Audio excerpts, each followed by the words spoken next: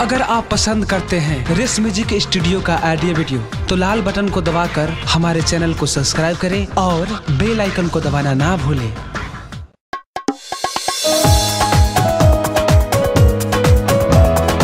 Recording by Race music studio चकिया।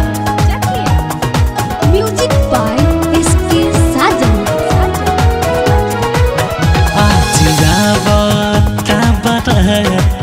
हमारा जान के दे भाई आज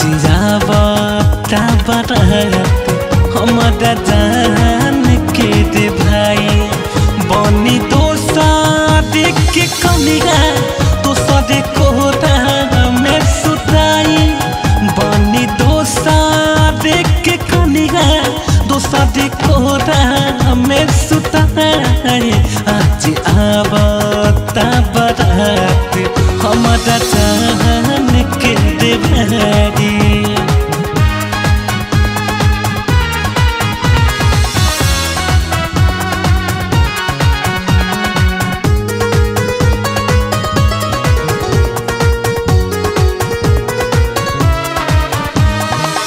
बचपन से हम ओकर के चाहने हो जाए हो पराया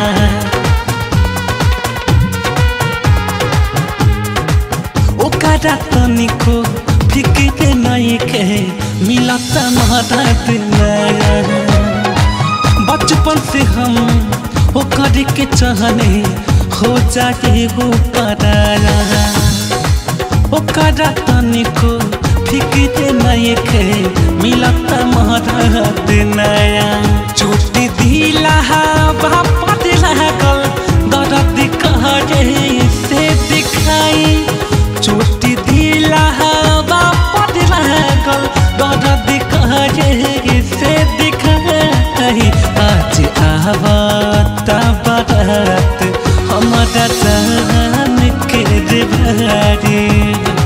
recording by Race music studio चकिया।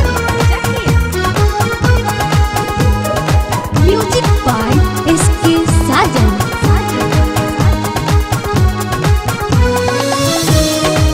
चली जाई ससुरा पियावा में जाके उता जाए भुलाई